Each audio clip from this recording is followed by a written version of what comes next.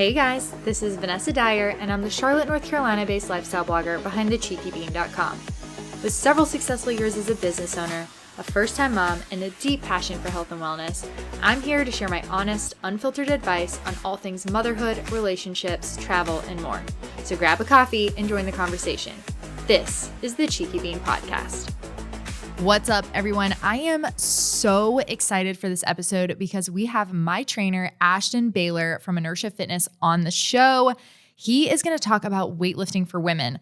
I met Ashton back in February with the goal of growing my glutes. Since then, I have put on more than 5 pounds of muscle. I've learned all about progressive overload, how mobility is crucial to your workout, and increasing your macros to meet your goals.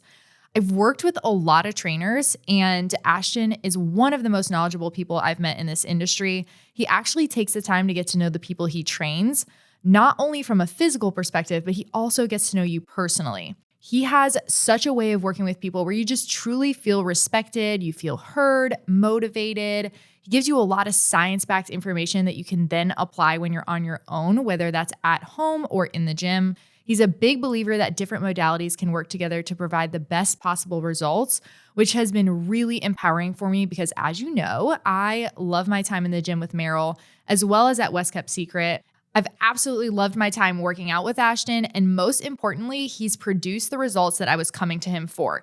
And now, mind you, I only see him 1 day a week. I've noticed a really big change in my glutes specifically. So today we're going to discuss women in weightlifting, lifting in general, what to eat, and why you should be eating more, mobility, and a few other things. So with that, let's welcome Ashton Baalaer from Inertia Fitness. Ashton Baalaer, welcome to the Cheeky Bean Podcast. I'm excited you're here. Yes, I'm excited to be here, honored, and I'm ready to have a smart conversation. I know, me too. I think it's going to be a good one. I'm excited.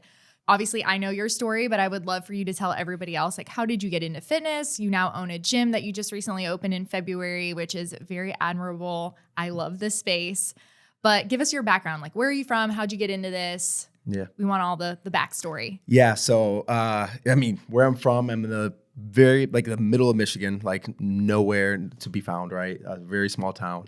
And how I got into fitness, how I got into weightlifting was I went and played college football. And I was 135 pounds. I was always the smallest guy on the team. And my coach told me, he's like, if you gain 20 pounds in the off season, we'll give you more money for like a scholarship. Yeah. Right. So it was literally a money thing is why I started weightlifting. Wow. So I was like, all right, I get more money if I start weightlifting and I gain this weight and stuff like that. So I did what every college student does, which is I just ate everything possible and I started working out. Yeah. Right.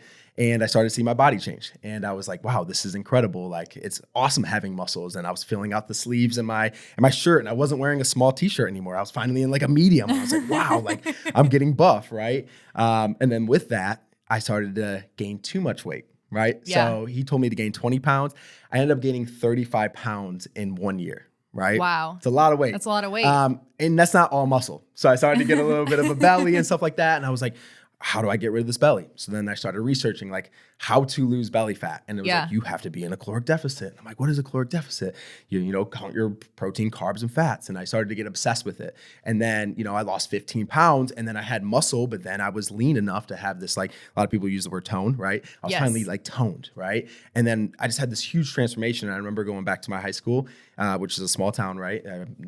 I'm like literally one of the only black kids from my small town, right? So I go back, I stick out like a sore thumb, and everybody's like, you look completely different. Yeah, who right? are you? Yeah, they're like, are you using steroids? Like, and I'm like, wow, it has this much of an effect that everybody noticed, right? Yeah. So that's how I got into weight training. And then how I got into personal training was completely by accident. Like I went to school initially to become a physical therapist. And then I was like, maybe I'll do nutrition on top of that. And then I just realized it was way too much school. So I was like, you know what? I'm just going to become a personal trainer because it's the thing that I feel like I'm good at. I love working with people. And I feel like personal training, you can get that. You can help people before they would need physical therapy. Right. So if I can help people, prevent injuries, then they wouldn't need to go to a physical therapist, afterwards. Most people go to a physical therapist because they have an injury. Then I could stop that maybe in, the forefront. So became a personal trainer. And then, 5 years into it, I came down here to Charlotte and I decided that it was time to open up my own space because I feel like we were doing something special, something different. And I wanted to make sure that I can give other trainers the opportunity to, share their passion and be able to help people. Well, and I think one of the things that does make you stand out is the fact that you have that physical therapy background. Because I know when we first met, I was like, hey, I have this reoccurring neck injury. Like, I don't do certain movements in the gym anymore because I know if I do those, I'm going to end up with this seized up neck. Right. And you were like, well, I can fix that. I'm like, yeah, it says everybody. Everybody's told me they can fix it. Right. Nobody's been able to fix it. And we've gotten to a place now where like, I trust you because I do know that like you have all these mobility movements and these like physical therapy things that I can do on my own that have really loosened up that muscle, and now we can train it the right way, and I don't have to stay away from certain movements. So I think from my perspective, it's definitely something that gives you an edge over other people in the industry.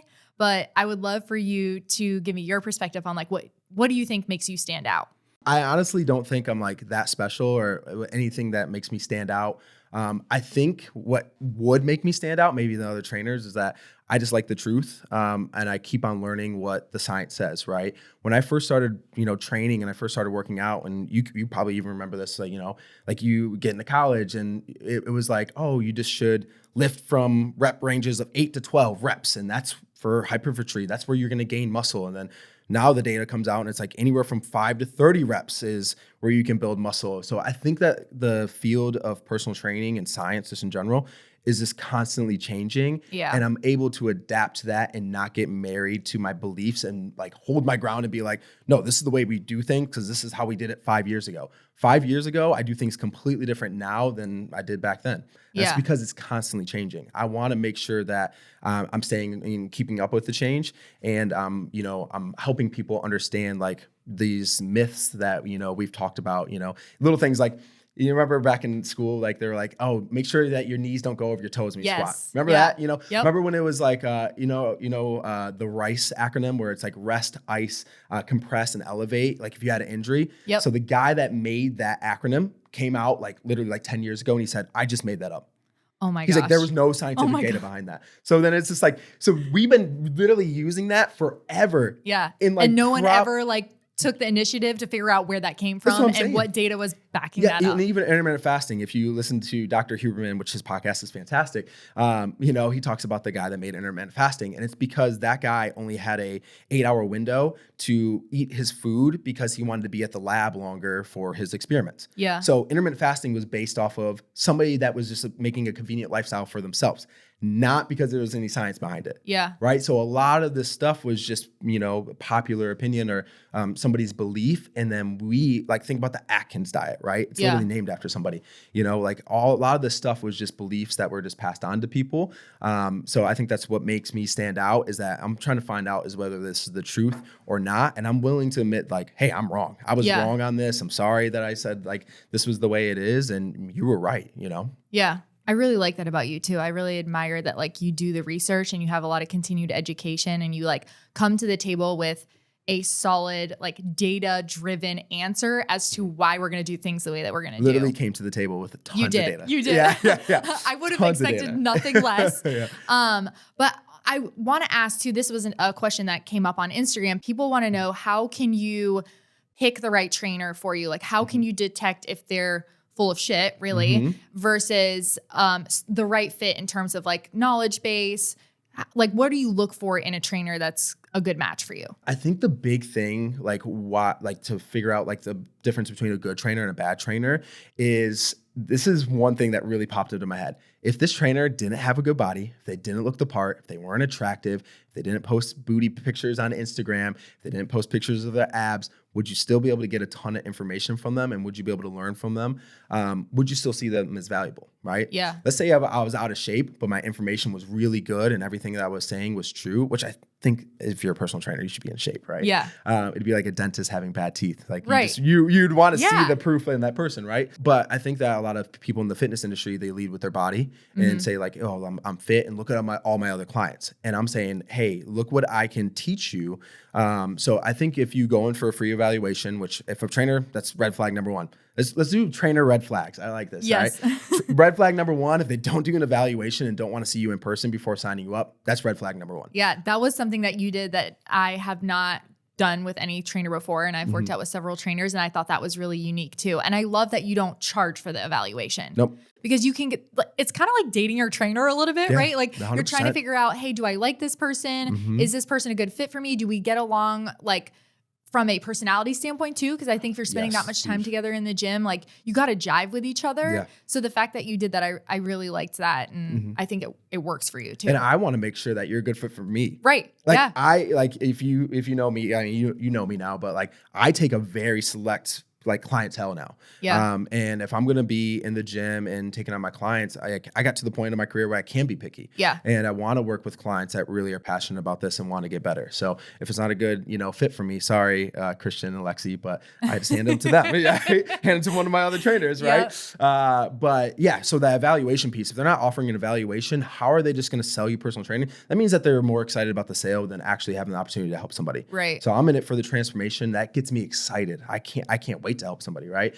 So when we do that evaluation, and then once you get to the evaluation, so red flag number 1, they don't do an evaluation with you. Yep. And it's maybe a yellow flag is they charge you for that evaluation, right?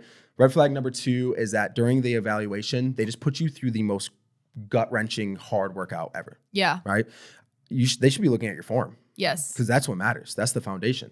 So if your form is, messed up and stuff like that, and they're just making you do all these exercises, they're not actually going to see like what weaknesses and strengths that you have. Right. Right. Maybe at the end they push you and have you do some exercises. And I think I did that with you towards the end, but I looked at your squat, your deadlift, your overhead press, all this stuff, your hip hinges. Right. Yeah. And I'm looking at form and stuff like that. And I'm telling you stuff. I'm like, hey, and that's maybe probably the worst deadlift you've ever seen. No, it wasn't bad. It wasn't terrible. It wasn't terrible. He's like, okay, let's do a deadlift. And in my head, I immediately was like, oh shit. Like, I don't deadlift. I don't even know how to deadlift. I was like, okay, I'll just do what I think I'm supposed to do. I think that, and this is the thing. Now you're a good deadlifter, right? So you're much better. So, but yeah, so seeing those weaknesses, right? Yeah. Like, this is the thing. When you go to your trainer, you should be showing your flaws. You should be like, a lot of people want to impress their trainer the first time. I just did an evaluation this morning and she's like, I'm so embarrassed. I'm like, you should show all those like embarrassing things to me because that's what I'm going to be able to fix. Yeah. Because if you're embarrassed in front of me, a trainer in a safe environment, you're going to be embarrassed to do it at the gym. Right. And if you're embarrassed to do it at the gym, then you're not going to work out. And if you're not going to work out, then you're going to create compensations. Right. Yeah. So we want to make sure that we're seeing all that embarrassing stuff. Right. So that's why we do the evaluation. And then during the evaluation, they should be teaching you. Right. Yeah. They shouldn't be holding stuff back. It shouldn't be like this paywall of like, oh yeah, you have some issues, but I'm not going to tell you how to fix them because like you're not paying me yet. Right. They should be putting it all on the line and being like, hey, like if you leave this place after this evaluation, my goal in my mind is like, if you leave after this evaluation, you're better for it and never train with me again, then I did my job as a personal trainer. My job as a personal trainer is not to make money. It's to help people, right? Yeah. To help people get healthy. My job as a trainer is to fire myself to the point where you can graduate my program and you don't need me anymore. Yeah. Well, you made a comment about, if you're embarrassed with your trainer, you might be embarrassed in the gym. And I kind of want to shift over to the preconceived notion that a lot of women have around lifting heavy and that lifting heavy will make you bulky. And I've heard it over and over again. I've never been somebody who believes in it, but I have seen different methods that do produce that result for women.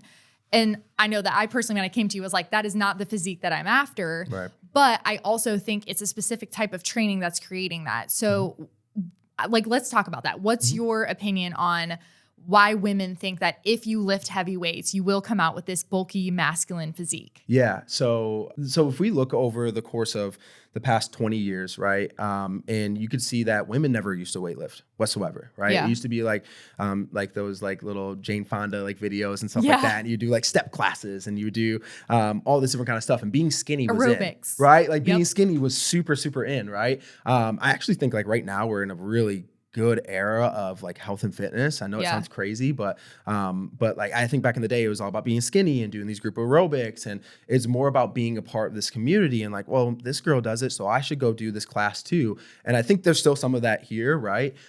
Where they're like, oh, I'm just going to force myself to fit. It's kind of like a puzzle piece. Like I'm going to force my body, even though it doesn't like group or HIIT style classes, to go to this class because all my friends do it and all the popular girls do it. But or like it's trendy. It's trendy. So I'm going to force myself to do it even though it's terrible for my body. Right. And then you have hormone issues, all this different kind of stuff, right? We can talk about that later. But I think that when it comes to the bulkiness, women that get bulky, you're going to see they're the extreme cases, right? And you probably see them on Instagram. You probably see them do like CrossFit. I think CrossFit is like probably the one thing that women see. The number one thing. That's the number one thing that has come to my mind. And like people who love CrossFit, I have nothing against you. If you love CrossFit, do CrossFit. It just wasn't the physique that I was after. Totally. And I think when you look at what that methodology produces, it's very similar in all of their people who attend those group fitness classes. And I think that we have to define bulky. So when I'm thinking about somebody looking bulky, I think it's gaining like a good amount of muscle mass while not losing fat.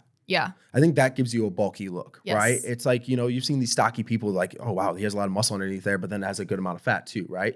If you gain that muscle, but then lose fat at the same time, you probably weigh the same weight that you used to, but you probably actually look leaner, right? Yeah. That's what muscle mass will do, you know, that toned look. I know we're going to talk about tone here, Yes. maybe. It's one of the words I hate the most because there's no such thing as toning your body. Yeah. There's only gaining muscle or losing fat, and that's going to give you that toned look, right? Yeah. We can use the word tone and we should just get rid of the word tone and say like looking lean. Right? Yeah. Lean is having lean muscle mass while having low body fat percentage, right? So that lean look that people are looking for, that's not going to look bulky at all. You're actually probably going to have a really skinny waist and then this appearance of a V taper. And, you know, you're probably going to have a physique that's really desirable, right? Yeah. So I think gaining the muscle while hanging on to that body fat percentage is what make women look bulky. And then let's talk about like what things make women look like that, right? So these CrossFit women that are like that, some of them, a good amount of them, especially at the top, they're using performance enhancing stuff, right? They're also eating a ton of food, right? Yeah. So I knew a CrossFit athlete and she's in amazing shape, but yeah, she's definitely like jacked, right? Yeah. Her arms like the size of mine is wild, right? And you know, she was eating 4,500 calories a day. 4,500? 4,500 calories a day. And then she could take a dumbbell and lift a 120-pound dumbbell over her head. I can't do that. I really can't do that.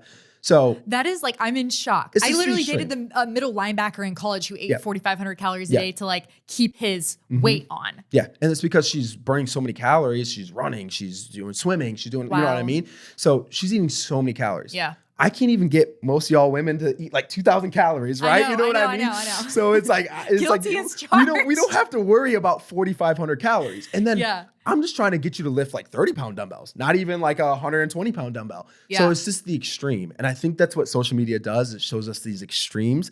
Yes. And it's like, most people don't look like that. Yeah. Like if I am like, it's almost disappointing because I'm like, man, if my clients see me with like my shirt off, they would be like, man, why doesn't he have a six pack when he's sitting down? You know what I mean? That's just not possible. Yeah. It's like so unrealistic. So I think you see the extremes on social media and like, yeah, it's just really hard to become bulky unless you have crazy genetics, you eat a ton of food, you lift ridiculously heavy weights, but you can gain a lot of strength without even gaining 1 pound of muscle. Right. And that's just getting better at the technique. Your muscles are starting to become resilient. So yeah, that's the biggest myth I would ever heard is that women get bulky when they weightlift. If anything, I actually feel like it makes them more feminine looking. Yeah.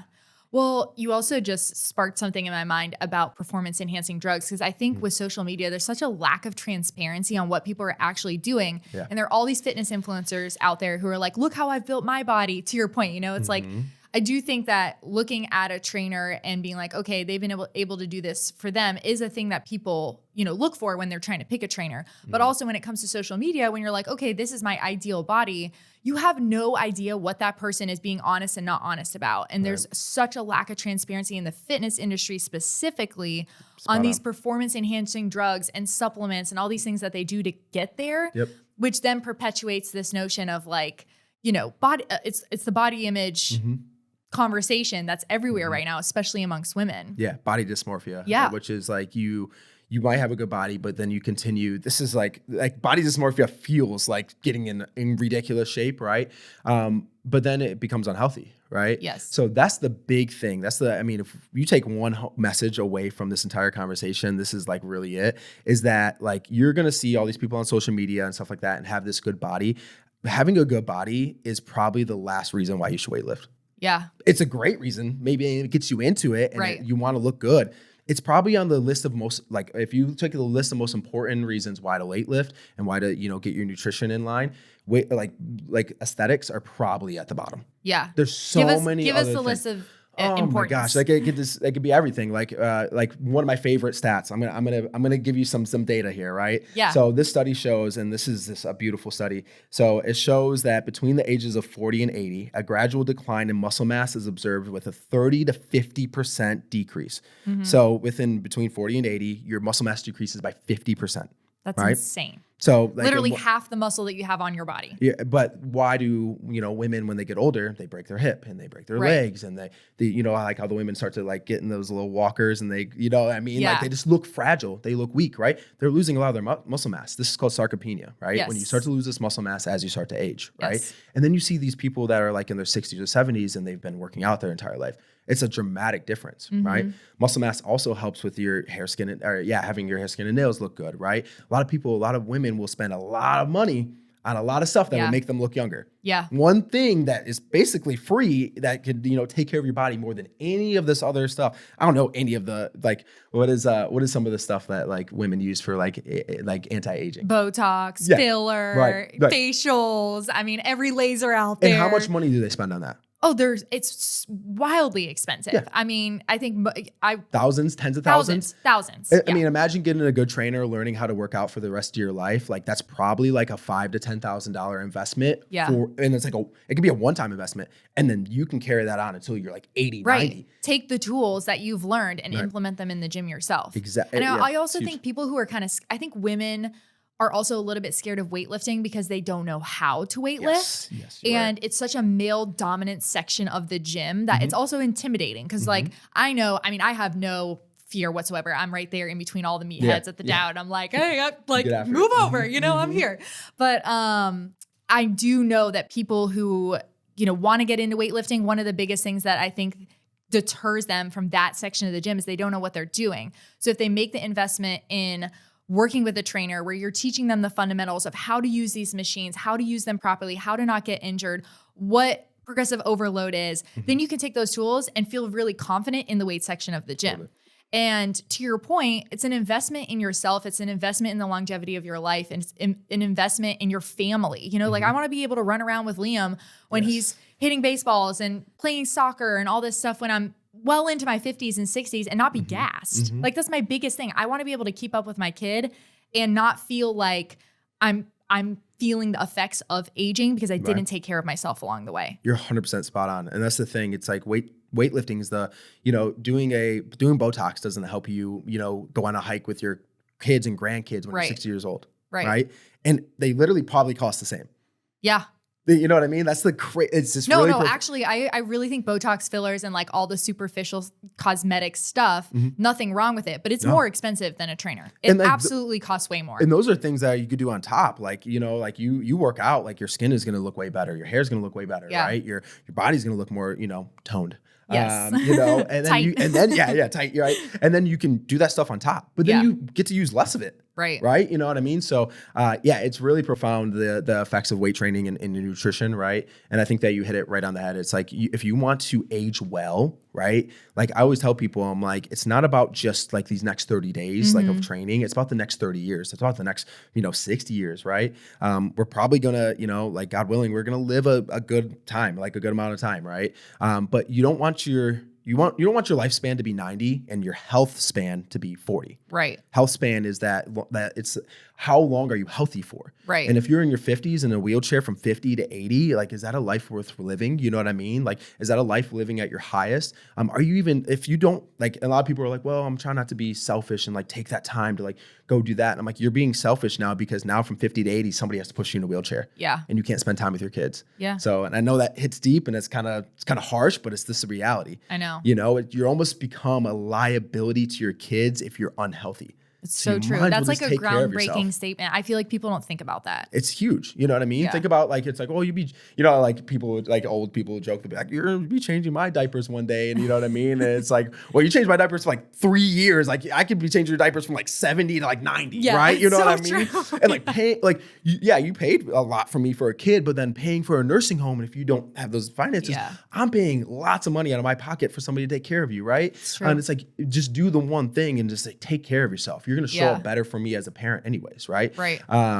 So I think it's a huge thing. I think that we feel that now that we're parents, right? Yeah. It's, you get into weight training, everybody gets into weight training because they want to look good. Yeah. But then you start feeling better and then your mental, you're not depressed anymore. And then your anxiety starts melting away and then you start to feel the mental benefits of it. Yes. But then you have a kid and then you realize like, wow, I want to be the best for them. I want to be here for them. Yeah. One of my biggest fears in life is like not being here for my kids. Yeah. Right. And so it's like, I want to take every time, and And every time you go to reach for a candy bar now and you're like, man, do I want to be here for the kids, and like take care of them? Or do I want somebody else taking care of my kids? Right. And that just always crushes me. And that makes the decisions easier, right? Yeah. I still eat lots of candy bars, but like, you got to live life. But, it makes the decisions easier for sure. Yeah. Well, I want to talk about protein intake, nutrition, macros. For those who do want to get into weightlifting but have no idea how to even calculate where they should be at from a nutrition standpoint. One, how should people be calculating those numbers if they don't have someone guiding them like you? And two, what would an ideal day look like? Like if you had I know everybody's different, but if you had to give like a blanket prescription for calorie intake for a female, what would that look like? This is where I have all the data, right? So nutrition was like my biggest passion when I went to college. And this is where we went into, when we did nutritional sciences in college, you would learn a lot of this stuff, but then it wasn't practical, right? Right. And the data is just that's why you can't just listen to anybody that has a degree. This is super controversial too, but when it comes to health and fitness, a degree is probably one of the most useless things. Like it's not going to do much, like it really, like there's plenty of people that have masters and stuff like that, but then can't even tell you how much protein they should eat. Right. So I'm going to give you some data here. These are just numbers because I don't want to sit here and say like what you should do, because then it feels like it's just my opinion. Let's just look at what the facts say and what science says. Right. So for women, let's talk with protein, right? Because protein is just, we're going to go 3 macronutrients. Yep. So we have calories and then we have protein, carbs, and fats. Yes. That's everything that you basically need to know about nutrition. And then you can get into the nitty gritty of like micronutrients and stuff like that. But if you get this part down, you're going to have a good body. You're going to feel pretty good. And then you can go deeper. Okay. So let's start with protein. So protein intake is super important because this is, protein has amino acids in it. And this is going to be the building blocks of every cell in your body, not just muscle. I think that's a big misconception. People are like, oh, you only eat protein when you want to build muscle. Your hair, skin, nails, everything is bones, everything needs protein, right? So if you want to have better skin and you don't work out, eat some more protein. Like it's going to help, right? Collagen protein is huge right now, right? Yes. So collagen, it literally has protein in the back half of it, right? Collagen protein. Any protein is going to do the effects of it. Collagen is just a little bit more specific for that stuff, right? It's also the thermic effect of protein. Okay. So this means that when you eat protein, you burn a certain amount of calories, right? So when you eat any food, you burn a certain amount of calories just digesting that food. When you eat higher protein foods, you burn 20 to 30% of those calories just by digesting it. Okay. So let's say you eat 100 calories worth of protein, you can burn up to 30 calories of that just by eating it. Okay. Carbs is 5 to 10 calories. Okay. So you burn way less. Yes. Fat, you burn 0 to 3 calories for every 100 calories that you eat. Okay. So when you eat a ton of fat, you're just not going to burn much of it just eating it, right? So just by eating protein, you're automatically burning more calories. So if you shift from a higher carb fat diet to a higher protein diet and you eat the same amount of calories, but now you're burning more because you're just eating more protein, you're going to automatically start losing weight just from eating more protein, right? Just to make it super clear, this is what I believe in: 1 gram per pound of body weight. Okay. So if you weigh 150 pounds, you want to aim for about 150 grams of protein. Okay. But we have some ranges here. Okay. So I'm going to give you the ranges. So for women that lift, if you want to get your protein right, you can eat anywhere from 1.6 grams per kilogram per day. Okay, I'm gonna convert that to pounds because I know we're here in America. 3.1 grams per kilogram per day. Okay, so that's anywhere from 0.75 grams per pound of body weight. Okay, so if you weigh 150 pounds, right? So I'm just going to use 150 pounds as the general reference. Okay, and then we're going to use this female as our example. So we're going to talk about a 5'5" female that's 150 pounds. That's 35 years old. So if you are a 150 pound female that's 5'5", you should be eating anywhere from 113 grams to 210 grams of protein per day. It's a lot. Wow. It's a big range. It's a big range. It's a huge range, right? So as long as you're somewhere in that range, you're going to be good. And what that shows you is that some people are scared of eating too much protein. This is just showing that you can eat a lot of protein and there's no negative effects, right? They had people go all the way up, and this is all from a study. This is not just my opinion. This is from a study from the NIH, which is the National Institute of Health. So this is just showing that you can eat a lot of protein and there's going to be no downfall of it, okay? So a lot of people worry about kidney function and stuff like that. They said all the way up to about 3.5 grams per kilogram is they had people eating until they started seeing some bad results, which is like 240 grams of protein for a 150-pound person. You're like, nobody's going to eat that much. No, probably. it's a ton. Right? Yeah. I'm never worried about people overeating protein, right? It's usually undereating. Okay. So if you're on the lower end, you want to eat on the lower end if you're just trying to maintain or build muscle. I know it sounds counterintuitive because we all think protein builds muscle, right? It does, but when you're just trying to maintain your weight or maintain your calories, or trying to eat in a surplus, which means eat over your maintenance calories, you want anywhere from 0.75 to 1 gram per pound of body weight. Okay. Right. So that's that 115 grams to about 150 grams for that 150-pound female. Right. Okay.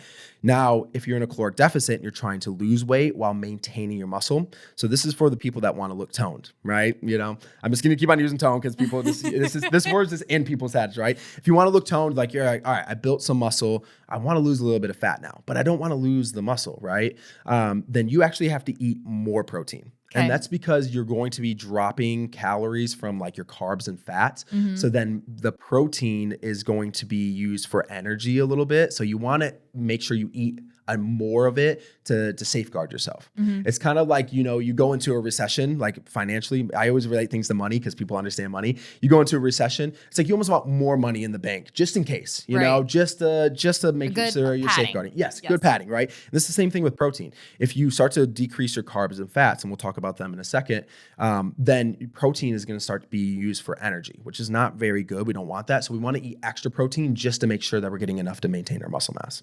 Okay. So you can see the range, huge. All right. So 113 grams to 210 grams per day for that 150-pound female. I just like to make it simple and say 1 gram per pound of body weight. That's like the nice mark to reach towards. Yes. Yep. But you don't want to eat anything less if you're weight training. You don't want to eat anything less than 0.75 grams per your body weight. Yeah. I think we're at 0.75 for me. So just take your weight. This is simple. Everybody can do this. Make sure you're not driving and doing this, but take your weight. So if you weigh 180 pounds, put it in your calculator, 180 pounds times 0.75, and that's how much protein you should eat on the minimum. Easy peasy. Easy, right? Now, if you want to make sure that you're eating in the optimal, because some people like to be optimal, you just take literally your body weight, 180 pounds, times it by 1, right? We should all know how to do that math, 180 grams of protein. Yep. I'm going to list all the benefits of protein real quick. Okay. So it helps. It's the amino acids in your body, helps with cellular structure, helps with enzymes, helps with hormones, immune function, transportation of the cells, muscle function, energy source, energy storage, tissue repair, and neurotransmitters. So that's everything protein does in the body. There's a lot of functions for protein. So if you don't work out and you're like, I'm not going to listen to this, trainer with, just talk about protein all day. Protein is so important for just every function of life. Right. Try to get your protein up. It's the one thing that will really change. If you can just do this one thing in nutrition, you're probably going to see profound results, no matter if you're trying to look for them aesthetically or if you're just trying to feel better. Just increase your protein, you'll probably see a better result. I like it. All right. Do we want to go to carbs and fats now? Sure. All right. Carbs and fats. So carbs are the most controversial thing ever. Yes. So anytime we talk about nutrition, I should have prefaced this before, nutrition is very cultish.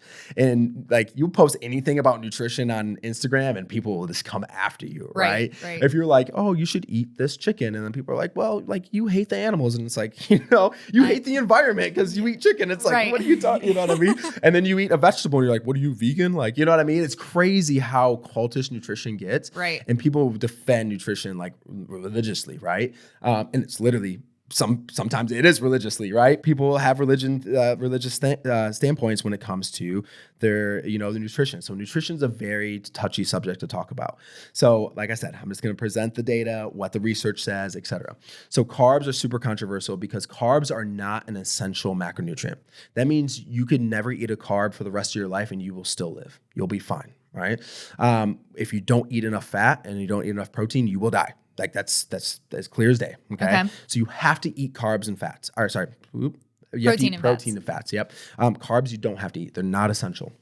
So that's why you have diets like keto, right? Yes. Because that was my next question. Yeah. So you have diets like keto because you don't have to eat carbs, so let's just get rid of them, right? And then people feel better.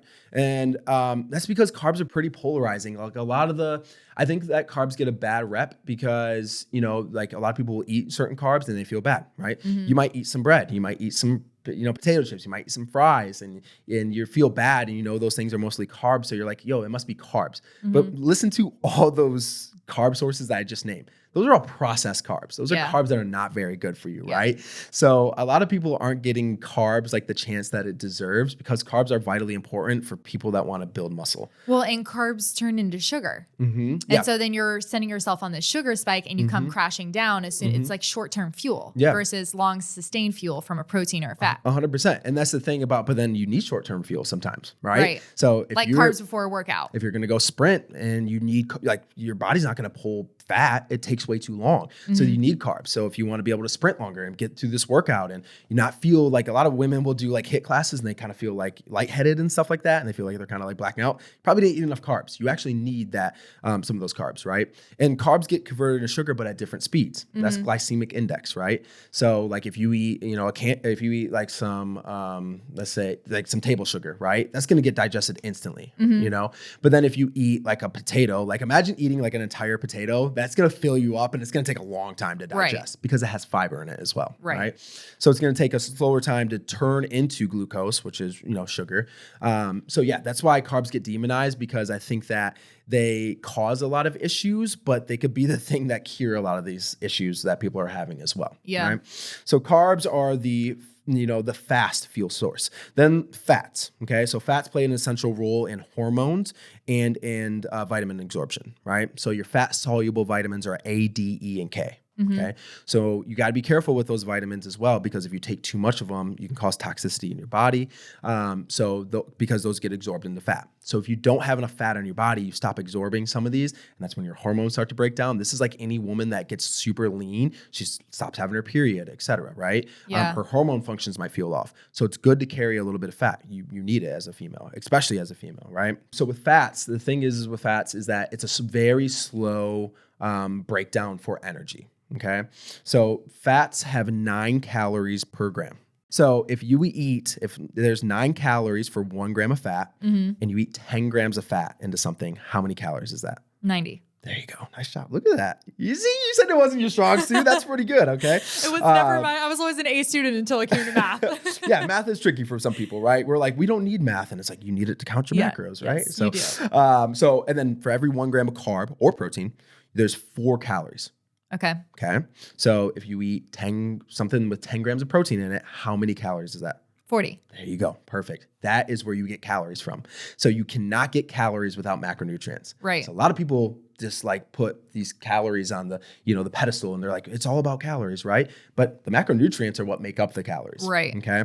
So you can see also too, like there's 9 calories for a gram of fat and there's 4 calories for a gram of protein and carbs, right? So there's twice as much calories in fat as there's in carbs and proteins. Carbs and proteins. So a lot of these, people like, I'm gonna have an avocado toast and I'll do like some olive oil on top of it and I'll do an egg. That has a lot of fat in it. Right. You're eating a ton of calories just right there, right? You get rid of the avocado, do like a few slices of turkey bacon and then some eggs with some egg whites. Now you're getting something that has a lot more protein, which is super important, right? But then probably half the amount of calories, right? So we got to make sure that we're not eating too much fats. And I know fats, like I feel like fats are kind of controversial, but not nearly as much as carbs, right? Right. But yeah, fats are important. You need them, so they're vital. You got to eat them, okay?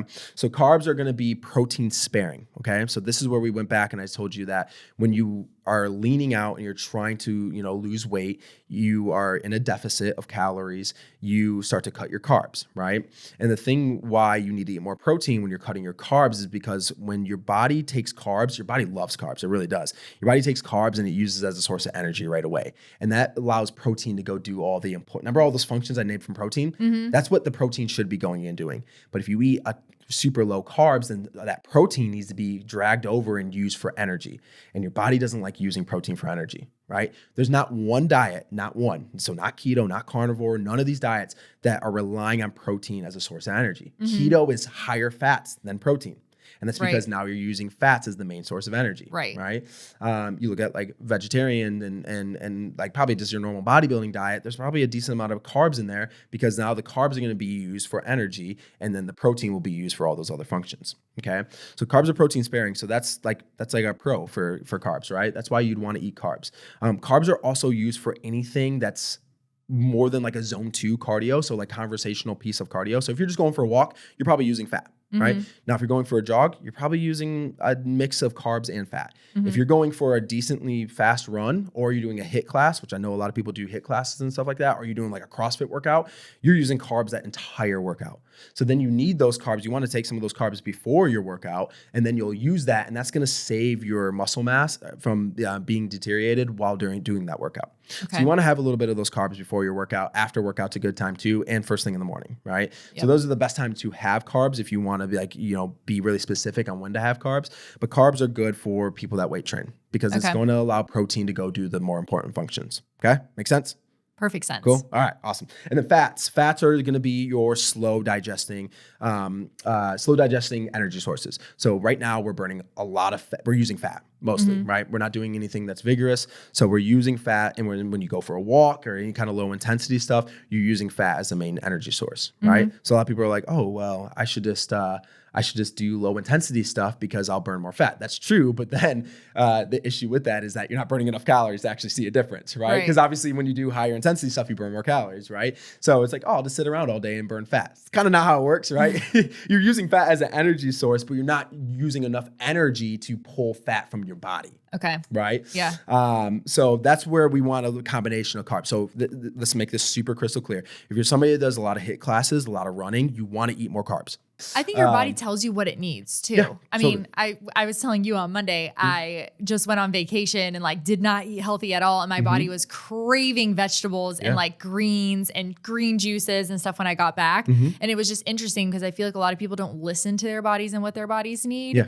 But if you can kind of tune in, it will tell you what it needs. And a lot of times when I run, I crave peanut butter, banana on like a piece of bread after I run because that's carbs. You want those carbs. Yeah. You need to replenish them because the thing is when you run, your muscles hold on to carbs, right? So that's why another reason to build muscle mass. Here we go. Here's reason number like 50 right now. So the reason why you want to build muscle mass is because when you have more muscle mass, you actually take carbs and hold them into your muscles, right? If you don't have muscle mass, you take those carbs and you'll store them as fat if you don't end up burning them. Right. So if you have muscles, your muscles are going to take those carbs, and then it makes your muscles look better too, right? It fills them up. So if you're running and then you never replace those carbs, then your muscles don't have carbs left over in them, and then your muscles will start to break down. Right. So that's why we want to have enough calories. Well, that's why you see a lot of long distance runners who are super, super lean. They're not jacked. Right. They're all really lean. Yeah, they're all super lean, but they don't have like a ton of muscle. Right. I think the big takeaway here is like if you're going to do the faster, style workouts, higher intensity workouts.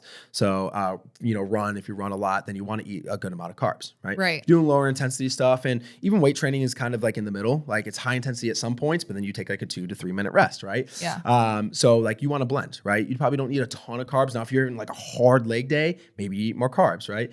If you're doing like just like a nice lower body or upper body day with like some mobility stuff, then you don't need a ton of carbs for that workout, right? And you go back to intuitive eating. That's what you're kind of saying. Like your body just knows. The issue why people can't listen to their body is because that communication has been cut off. Yes. And that's the whole point of personal training or, working out and stuff like that is getting back to your body and understanding how it works and how it functions. Right. People are so wrapped up into work and their kids and all this different kind of stuff that they don't even have the phone number to their body anymore to be able to call and communicate. Right. Yeah. So it's like, they don't know what their body's craving and their sleep is off. Their hormones are off. Their cortisol is through the roof. Like they're stressed out. So they're not getting the actual, the real truth of what their body needs. Right. Because when all those things are elevated and you're stressed out and all this stuff is going on in your life and you're sitting there and you're just like, I just want to reach for comfort food because I just want to mentally have a break. Yes. That's not what your body's actually asking for, right? So, or if you haven't eaten all day and then you go to the grocery store and you're like, man, I really want to get like something bad, right? That's not your actual body asking you for it. Your body's just asking for calories and asking for calories fast, right? So intuitive eating takes a while for me to get to my clients to that point because it's a really hard thing to figure out what your body needs and what it wants at a certain point, right? Yeah. Well, I think like if you're breaking down the macros, that gives you your total amount of calories, yeah. right? But then if you do like, for example, if you're 150 grams of protein or whatever, and that you times that by 4, you're going to get your like how much calories of protein that you should eat, right? Yeah. But then it's like how much calories of carbs and fat. It's still a calories in versus calories out game. So even if you eat no protein, and you're eating 1,200 calories, you will lose weight. Yeah. It's not the most optimal way to do things, right? So I just want to touch on this real quick so people can understand how about calories, and then I would love to get back to cardio versus weightlifting, because I think this is going to be a controversial one too. All the data that I was looking at and researching and stuff like that is that women between 30 and 50 years old need anywhere from 1,800 calories if they have no activity. Okay. So if you are not doing anything, you're just sitting like down, or you're just doing, you're maybe walking like one day a week, you need 1,800 calories. That's 30 to 50, right? Massive range. And then 2,000 calories if you're doing low activity, and then 2,250 if you're an active person, right? So you can see that most people, and this is almost every person that walks into the gym, especially when I'm training females, they're under eating, right? And when you're under eating, your metabolism will adjust to that, right? So for a 5'5" female, 150 pounds, 35 years old, they need to be eating 2,150 calories, so 2,150 calories. Okay. This is at moderately active. If you're an active female, you need to be eating 2,375 calories. This is all the stuff from the research. This isn't even saying like intense working out. When it says active, that means 3 days of walking for at least 30 minutes. Okay. And I know a lot of people are doing a lot more than that, intense exercising, right? And then just real quick, if you don't eat enough, these are the things that happen. So metabolic slowdown. So your body attempts to conserve energy by slowing down all its mechanisms, meaning that like if you eat 1,500 calories, your new metabolism, your new maintenance calories will be 1,500. If you eat 2,000 calories, slowly over time, your body will start to demand 2,000 calories, and then your new metabolism will be 2,000 calories. So if you've been that person that's been eating 1,400 calories, I say, for example, and you've been doing that for months over time, and then you have a good fun weekend, right? Or you have a trip and you're eating 2,000 calories that entire time, you're going to feel crazy bloated. You're going to feel like you gained weight. You're going to feel probably pretty bad because you've set your body up to only burn 1,400 calories, and now you're eating in a surplus, right? During that time. So you might as well have a faster, like one of the best things that you could have in today's world, because we have so much food, and especially in Charlotte, breweries, right? And stuff like that. And our life is based off of social interactions of eating and drinking. The best thing you can have is a fast metabolism. You know, so if you can burn 3,000 calories with doing some moderate activity, then that means that you never have to worry about going out and eating a burger every now and then, or having a few drinks. You're going to burn that up, right? So I have a question about this because this is my problem. I feel like I hit the protein goal. Like that's not an issue for me. When people are like, I don't know how to get protein in, like I've figured that out. Yeah, you do good. But my thing is, so like prime example, for breakfast, I'll do 2 eggs, 2 to 3 ounces of goat cheese, spinach, and toast or something like that. And then like 2 chicken sausage links. I'm at like 25, 30 grams of protein in that meal, but the calories are only 264 calories because those are all like low calorie foods. So what I struggle with is getting that total caloric intake at the end of the day being so high, when I feel like I would need to be eating like 3 pieces of bread and 5 pieces of sausage and 3 eggs instead of 2. And at that point, I'm like, oh my God, like that's a feast for breakfast. You know what I mean? So like, how do you bulk up those numbers to get the total calorie intake that high when you're eating like healthy foods don't typically have a ton of calories in them? Right. You have 2 camps. The camp that eats healthy and they're like, I can't eat enough calories eating healthy. You have the other camp that's like dirty, that does like dirty bulking.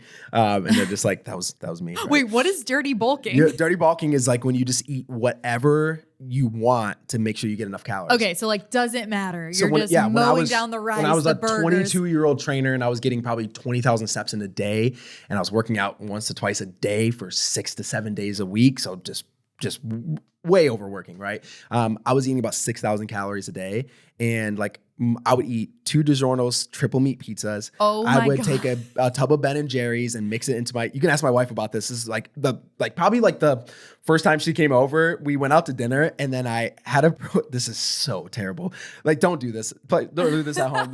This is terrible. This is 22-year-old Ashton. I was immature. I was an idiot, right? But then I would make a protein shake, and I would put a tub of Ben and Jerry's in my protein shake and make it like this ice cream smoothie after we already went out to dinner. A tub of Ben and Jerry's. So like me, So like, this thing is like 3,000 calories. I'm surprised she married me, because like this is such a weird thing, right? So we went out to dinner. I have a burger with like tater tots, and then I have a ice cream cookie skillet, and then I come home and I make a protein shake and I put a tub of Ben and Jerry's on it. She's like, what is wrong with this person, right?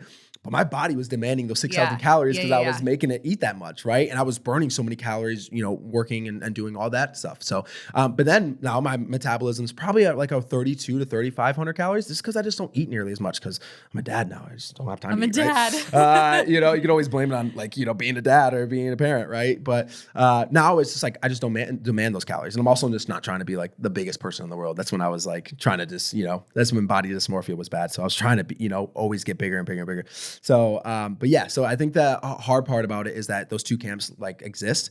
So it's like, but I want to eat healthy. So I'm already in the camp, like you should eat healthy and do this, right? But there's simple things. So like cook your eggs in olive oil. Right? Okay. That's so like beef up the fat. It's 150 calories right there. Okay. Right?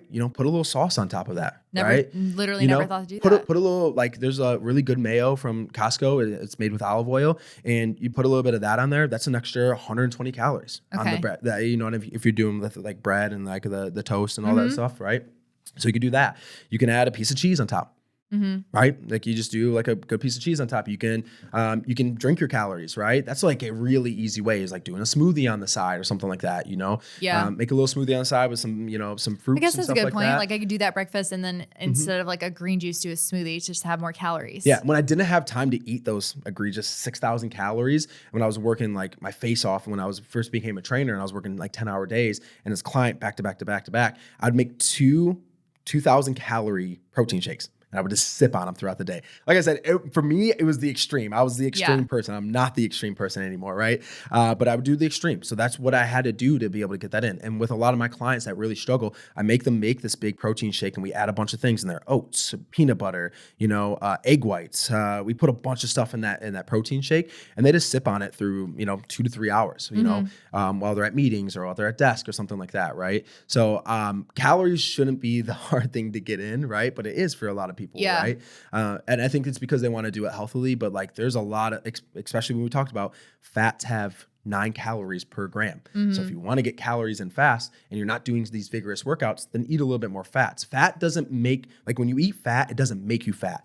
Caloric surplus is what makes you gain fat, right? Not fats, not carbs, not protein. Overeating your calories is what makes you gain body fat. So like, don't be scared to eat fats. I know that it has the word fat in it, but fats have little to do. If anything, like the one thing that probably causes us to gain more fat than anything is probably carbs, right? Right. But no, fats are not my problem. I'm always like at or over my fats. People love peanut butter. I'm like, yo, I love peanut butter. They're like, I don't know how to like get cheese. Yeah, they're like, that's what I'm saying. People love all these fats, right? It's so it's like, it's like, all right, well, just literally take a spoon of peanut butter and eat that. And they're like, I can do that. Yeah. Like, I love peanut butter. I'm like, yeah, just so good. Just do that then, and right? I sprinkle a couple little chocolate chips on the spoon with it too. Yeah. So good. It's so easy, and then it doesn't have a ton of sugar, and like it's like a Reese cup, but like the healthy version. I love it. I'm totally like what I do. The same thing is like I just do like a chocolate rice cake, and I do peanut butter on top of that, and then I'll do a drizzle of honey, and then it's just like it's money. Oh yeah, I love that too. I do the same thing. So then I get low carbs. You can add like strawberries on it. Yeah, you can do anything. Banana, you can do raspberries. But those are little things that you can get your overall calories up, right? And then when you do that too, like obviously like peanut butter is not a great source of protein, but it still has 7 grams of protein per serving. Right. So you're getting 250 calories, but then you're also getting 7 grams of protein. And you do that multiple times a day, you're getting your calories, and it's making it easier to hit your protein without eating like 8 chicken breast. Right. So I think that's the way that you would slowly, and you want to slowly do this, right? So if you hear me today and you're like, I need to eat 2,000 calories, you're eating like 1,000 calories, don't go eat 2,000 calories tomorrow. Increase by 100 this week.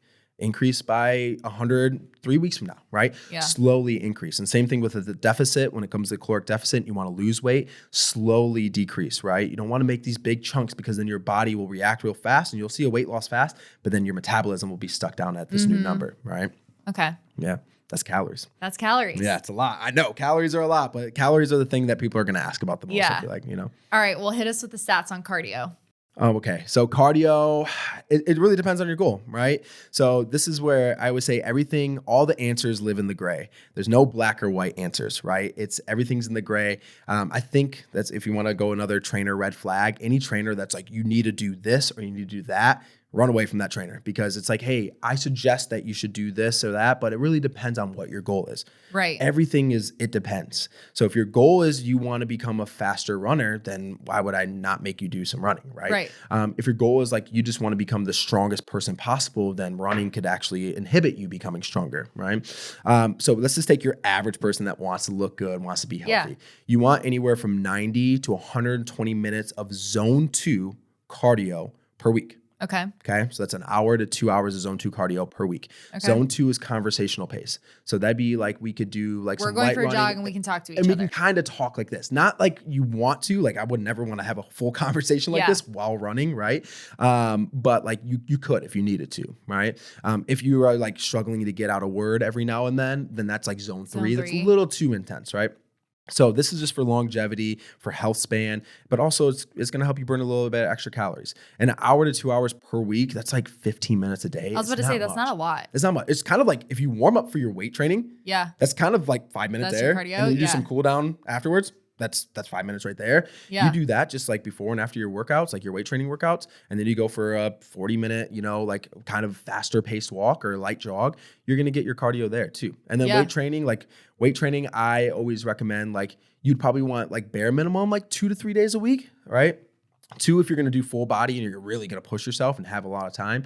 3, if you're just like, hey, I just want to, have the benefits of, looking good, feeling good, and, have enough time to recover. But I never really suggest over like 4 days a week, to be honest. Okay. So right now I weight train 4 days a week, and I've done that probably for the past 3 years.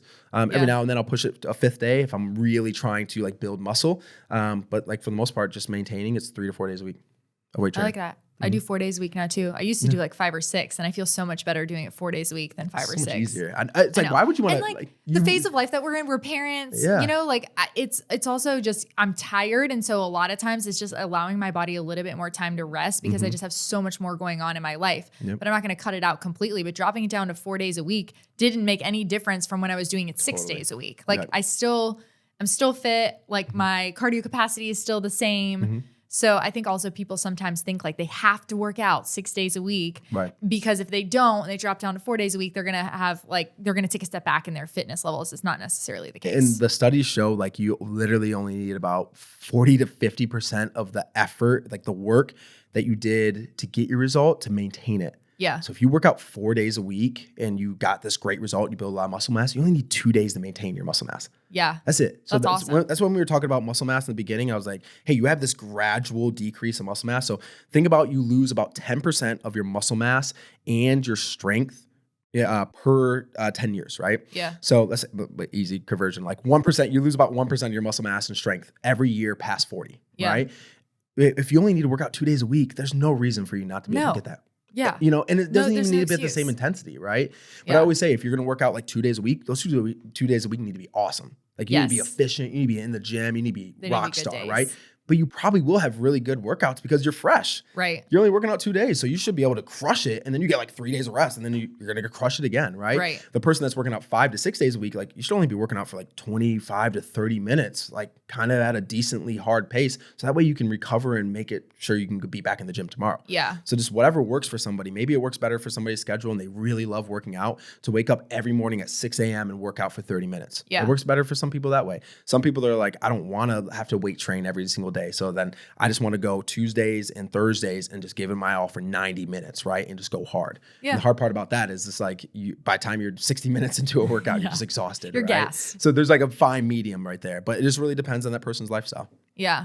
Talk to me about caffeine. I know we've had a lot of conversations about caffeine intake, when you should have caffeine, if you should have caffeine, what it does to your cortisol and hormones. So obviously I think it's safe to say that the majority of America drinks coffee. Yeah. And I thought your take on that was really interesting. So I'd love for you to share. Yeah, so I love caffeine. I'm sitting here drinking some espresso right now. And if you look at like the fitness and gym community, like we're just over caffeinated like crazy, right? Yes. So we could talk about how much dosage of caffeine you should have. So you can have anywhere from about 150 to, you can go all the way up to like 500 milligrams of caffeine and still be in a pretty optimal window. 500 milligrams of caffeine. Yeah. And the crazy thing about, I'd be like, zzz. I know, me too. Right. And the crazy thing about caffeine too is like this caffeine is a drug, right? It's literally a drug. So, and that's why we're also addicted to it. But it really actually is, because I know we were talking about me cutting out my second coffee, and I realized it's so much harder for me to do. And it's not even about sometimes like the energy boost that I'm looking for. It's like, I like how it tastes. It's like a treat. It's kind of sweet. I like the act of getting out of the house and going to get a coffee. Like it's this whole, and then I'm like, well, what is my relationship with this? This is like a drug. Like if it's this hard for me to cut out just a second coffee a day. Yeah. But then I did realize once I did that, like my energy levels are so much more sustained throughout the day at like one level versus these huge spikes. And I'm on this roller coaster ride of energy levels. Yeah. Which that's kind of what you were helping me see. A lot of people are over dependent on caffeine, right? It's like, and you start to have this placebo effect in your mind of where it's like, I just need to make it to that cup of coffee and then I'll feel better. So now you're like playing into this thing. So now it's not even like anything physiologically happening in your body. It's just a mental thing now where it's like, once I get this caffeine, I'll feel good. So a lot of people take these pre-workouts like before they go work out and stuff like that, which I don't mind. You know, I don't take a pre-workout myself, but like they take these pre-workouts and it's more of a placebo of like, when I take this pre-workout, I get a good workout. It's going to help me get a workout. And it's like, caffeine actually helps. Like caffeine has so many studies where it shows better performance enhancing, better focus. It's going to burn, like literally drinking caffeine. I forgot the exact number. So, you know, somebody can fact check me on this, but I think it's like every like 150 milligrams of caffeine that you have, you burn like 50 calories. So you burn calories just by drinking caffeine. Okay, I so like that. All these fat burners that people were taking before, all they were caffeine pills.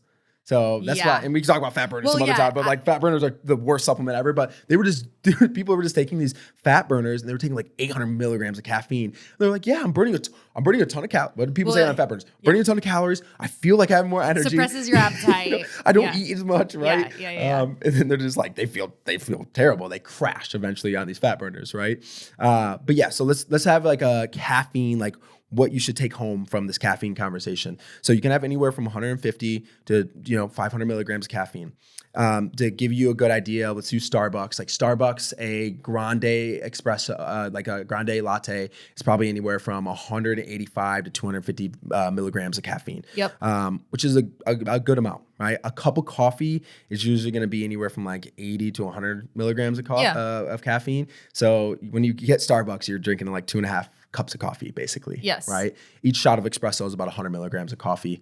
So that's just to understand, caffeine, like how much caffeine is in it. When you go get these energy drinks or pre-workouts, a lot of pre-workouts, you got to check the back of them. 300 milligrams of caffeine in these pre-workouts. So no wonder why you feel like a monster in the gym. Right. But then the issue with caffeine is that you become tolerant to it, right? So you become more caffeine tolerant. So remember the first time you've had caffeine, it was jittery. You felt crazy, right? And then like compared to the millionth time that you've had caffeine, it's like you just need it to function. Whenever you need something to function, that's not a good relationship with that supplement, right? So if we use caffeine as a supplement, that's a great way. And the reason why you want to delay your caffeine, and we talked about this, right? So what caffeine does, everybody thinks caffeine gives you energy. So the only energy is created in your body. You can't really take anything to give you energy, right? Food gives you energy, right? But like caffeine doesn't give you energy. Caffeine just blocks you from being tired. So there's a hormone called adenosine. Okay. So adenosine, when you first wake up in the morning, you know how you'd like some people do, but you wake up and you're kind of groggy and you like slowly need to like wake up, right? Some people it takes 10 minutes. If you're like me, it takes me like 2 hours to like wake up, right? So that adenosine is slowly coming down once you wake up. Right. And then once you wake up first thing in the morning and you still have, let's say you have 20% of adenosine still left in your system, and then you drink coffee, the coffee is actually going to suppress that adenosine, right? And that's why you start to feel better when you drink coffee, because it gives you that alertness, because it blocks that hormone adenosine from making you feel tired, right? But the issue is if you drink caffeine before that adenosine leaves your system, you backhold it, right? Okay. So now you feel it later on. You're going to feel it hard at like 2 p.m. I know everybody related with that, right? Yep. It's like 2 p.m. That's when you start to feel that, that adenosine really hits you. And that's why you reach for a second cup of coffee, because you want to block that adenosine again, right? But then what happens later on is that your sleep starts to get impaired with it, right? So, so that's why you want to delay your caffeine about 90 to 120 minutes. So 1.5 hours to 2 hours. That's when you want to have your first cup of coffee, right? Or you want to have any caffeine source that you want, unless you work out in the morning. Okay. If you work out in the morning, you can get that caffeine right away. Because that adenosine is going to be pushed out of your system by working out. Okay. Nothing wakes you up like going and working out. So true. Or if you like do like cold plunge or something like that, right? You do like a cold plunge, that's going to knock out that adenosine fast out of your system. You could have coffee 30 minutes after you do that cold plunge, or 30, you can have it immediately after having that cold plunge, right? Yeah. So that's caffeine. Other than that, like caffeine's not a bad thing for you. You should be using it. It's a great supplement. It makes you feel good and it tastes good for a lot of people, right? Yeah. So you should be doing it. The big thing with caffeine, usually coffee, is like adding the sugars into it and stuff like that. But I'm team caffeinated. Like I'm all for it. Yeah. Right. And then I wouldn't drink any caffeine. So they usually say you don't want to drink caffeine 10 hours before you go to bed. Right. So if you go to bed at 10 p.m., you don't want any caffeine afternoon. Noon. Right. Yeah. So noon is the cutoff time for you. Right. Makes sense. And that's because it starts to impair your sleep. Even if you fall asleep, doesn't mean that you're getting deep sleep. It's going to mess with your deep sleep. And deep sleep is what really matters when it comes to sleep. Right. Interesting. And I think it's good to like fast from it every now and then. Yeah. Like you need like all health and fitness is, and all like making your body more resilient is like challenging what you want to do, right? What you usually want to do is just lay in bed and do nothing. So working out is the challenge, right? Yeah. And it causes a good stress response to your body. So if you want to reach for caffeine all the time, maybe you need to take a week off. You need to start to balance out that relationship, right? It's like dating somebody and like seeing them every day in the first like few months, and you're like, okay, we need some time away from each other to like, just to let this thing kind of settle, and like maybe I just really like you because we spend a lot of time together. Maybe I need to actually reflect on my thoughts, right? So that's the thing with caffeine. It's like you might be just over caffeinated all the time, and then you're like, wow, I have anxiety. I don't know why. And it's like, I'd be from drinking so much caffeine, right? It really gets your heart rate going. So it does. People with anxiety, like, I mean, I'm not a doctor, so I'm not like, this is just like what I've read and heard from people. So, but like people with anxiety, like you probably want to stay away from caffeine for the most part, or slowly increase it. But like you want to make sure your caffeine intake is really limited if you have anxiety. Yeah. Okay, let's do something fun. We're gonna do some rapid fire questions. Are you ready? I'm ready. Let's go. Okay, cardio before or after you lift? After. Okay. If you had to choose between eating intentionally or hitting macros versus working out for the rest of your life, which would you choose? Oh my gosh, this is a hard one. This is not really rapid fired. Intentionally eating, because then you can just have more fun eating what you want. So yeah, intentionally eating. Yeah. Is cardio or weightlifting more crucial for overall fitness? Can one replace the other? Weightlifting, because muscle mass is so freaking important. Yep. But no, one can't replace the other. You're best to do both. Okay. Should supplements be a standard part of fitness routine, or do they often just create expensive placebos? Both, because I think that a lot of supplements are super overrated. But I definitely think supplements are amazing because you're not going to probably hit your protein. You're not going to eat enough fish to get your omega-3. So yeah, we need a supplement because our food sources are just not good these days. Agreed. Mm-hmm. Okay, role of genetics. How much can a person's natural abilities limit their fitness progress? Super controversial science and studies that come out with this. I always like to say like a genetics make up 25 to 33, a third of their overall like outtake in life. Okay. It could be more, could be less, but I just like to put it at a third or a quarter, right? Of like what you need to do. A lot of stuff can be changed through lifestyle changes. Is the concept of a cheat meal or a cheat day helpful for maintaining a balanced diet, or does it promote an unhealthy relationship with food? Insanely toxic, and that's because cheating on anything in life is not good. You cheat on your partner, not good. You cheat in a game, not good. You cheat your company, not good. So you're just creating a toxic environment in your nutrition game, right? So I would definitely say like it's just a day that you get to be more flexible, or you get to eat at your maintenance calories, right? Yeah. I'm gonna have a flexible day of eating. So even though it might be the same concept as a cheat day, you're just not using that terminology, which I think is really toxic. What's your stance on youth involvement in intense weightlifting or competitive sports that might impact their growth and development? I love it as long as they do it the correct way. No research supports that it messes with their growth spurts. Now, if you're doing squats and you're bending your back and hurting yourself, yeah, you're going to destroy your growth plates. So I think that's, I think teaching the youth how to work out better would probably resolve a lot of the issues that we have, because now I probably want to have a job at that point, right? Which is good, which is great, because it's like now I'm teaching 50-year-olds how to do this when they should have learned when they were 15. Yeah. What's your response to claims that personal training is a privilege for the wealthy and that it perpetuates class divisions? Wow. That could be a whole podcast right there. honestly, that there's a lot of truth to that. And that's just the unfortunate nature of, we got to eat, you know what I mean? So like, I wish I could give free personal training to everybody, but I got to take care of my family too. So yeah, it is a luxury to a lot of people and stuff like that. So I'm hoping that one day that maybe insurance companies would start to take personal training and stuff like that. That would be awesome. I just don't see it happening because I don't know if anybody wants to see you get better, because they make a lot of money off of you being sick. Yes, 100%. What is the most or best effective cardio workout to do when you're short on time?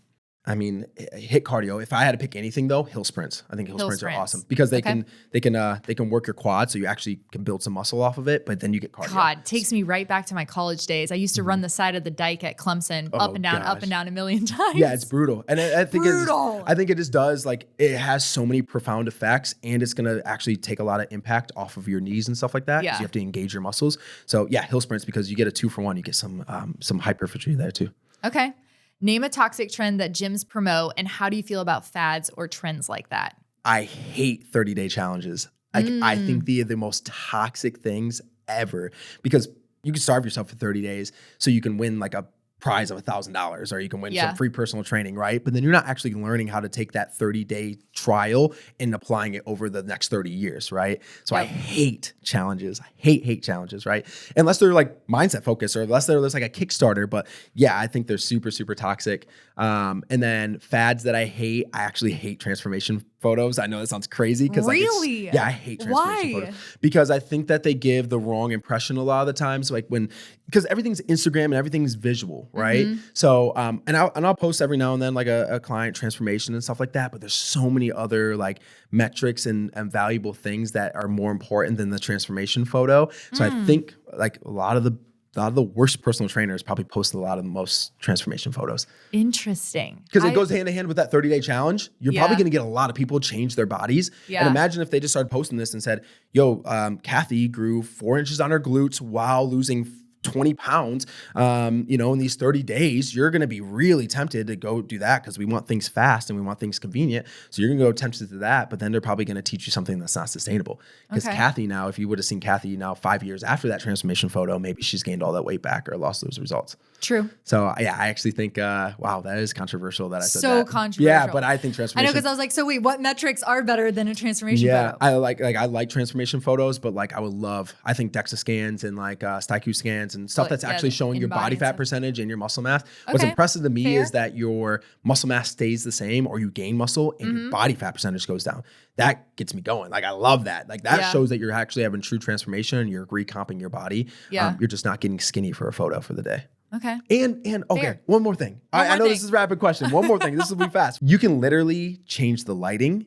You can put a filter on. So I think those are all the reasons, because I have taken transformation photos and I'm like, I have a gut, and then like 30 minutes later, I do a bunch of cardio and I deplete myself from water and I look awesome. Yeah, true. So I've done transformation photos where I've made myself look better literally in 30 minutes by changing the lighting, changing what camera I use, changing what things I'm wearing. Yeah. So I think that transformation photos are also often misleading. Okay, fair enough. Upper body or lower body day? Lower body, because it just has so many more benefits and you're going to have to walk for the rest of your life. So like, it's so important to take care of your lower body, and it burns more calories. So. Name a book, a podcast, or a resource that you couldn't live without. So for health, Huberman Lab or Peter Attia, The Drive. I think both of those are just fantastic for health span and lifespan.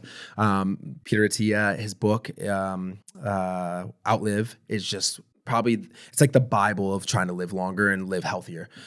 So much good information on there. It's a book that I'll probably read for the next 10 to 15 years. Like, I'll go back to. Yeah. Atomic Habits, I read it twice a year, every single year. I've read it over 10 times now, just because our habits are what we are. We are made up of our habits, right? And then How to Win Friends and Influence People, because social health and learning how to talk to people and communicate with them is probably one of the more underrated things. Yes. You can have a great body and take care of all your health, but if you don't have good social interactions, you're probably not going to live a long life. So true. What advice would you give your 20-year-old self? Don't try to impress everybody. Just try to help people. Because when you try to impress people, you're just constantly living for them, and you're going to do a lot of things that, you may regret. When you try to help people, you really do things from the goodness of your heart, and you end up making the money, you end up, having those social interactions, you end up getting in the place that you want to be when you just try to focus on helping people. Most embarrassing thing that's ever happened to you in the gym? So I've been that person that's had a bunch of weight on the squat bar and didn't put collars on the side of the squat bar. So I remember having 315s, so that's 345s on each side, and I'm sitting here and I'm like looking cool, and there's girls watching, and I'm like, you know what, like I'm gonna knock this out for like 15 reps. This is in my college gym, which is the worst thing. And I went to go squat, and all the weights fell off one side. So then there's 345s on this side, no weight on the other side. And then it flipped over my back, and then it hit like the mirror next to me. So then not only did I look like a fool and I had this bar flip off my neck, but then it broke the mirror. Yeah. Bad luck for 7 years. Yeah, just absolutely terrible. Yeah, honestly, that might explain it. Yeah, it's taken a long time to get to the point where I'm at. So maybe 7 years of bad luck was accurate. So yeah. All right, I think I know the answer to this question, but toned or strong? Strong. And let's say even use tone, like if you're like having a good body, right? If you're strong, it's a lot easier to get a good body. Yeah. So, and strength is going to last you a lot longer. Like I want to pick up my kids. I don't care if they think that I have a 6-pack or not. So if I want to pick up my kids and I want to be able to carry on in the airports and all that stuff, that's way more important to me than, how I look. Keto, yes or no? Depends, because everything's a depends answer. Keto was made for epilepsy at first. So it was made for kids that had epilepsy. So like, it's kind of crazy that we have a diet out of it. I've tried it. I've done it. It can work for some people. It really can. But for general pop and for 90% of people, absolutely not. It's not sustainable, and it just doesn't make you feel good. And it's hard to be strong when you're on keto. All right. Last one. What do you think is better? Small cheats throughout the day or one mega cheat meal a week? Depends. Everything's a depends. It really, what's going to help you better, right? I'm a person that's like, I would rather just give myself a tiny little treat every single day, right? But then I think I'm going to say the small cheats, because I think the big cheat ends up causing a disordered eating lifestyle of binge eating. Because then you'll just binge because, Saturday's that day you can eat whatever you want. But you have to like make up for it, like, Monday through Friday, right? Yeah. So I think that one is conducive to causing eating disorders. The other one isn't. So I would say small cheats throughout the day. Okay. And it doesn't even have to be anything bad. Like 100 calories is nothing, right? No. So you could have something small. Yeah. Agreed. Okay. This was fun. Yeah, I feel like we had a lot of really good information. So thank you for coming. Where can everybody find you? Yeah, so you can find me at Inertia Fitness Co. on Instagram, and you can find us on inertiafitnessco.com, and you can find me at Ashton Baalaer. My last name is super difficult to type, so spell it. It's Baalaer. So if you call me Ashton Baalaer, I'm not mad about it, but it is pronounced Baalaer. Yeah, love it. Cool. Well, thank you. Yeah, thanks for having me. It's just fun. Let's do it again.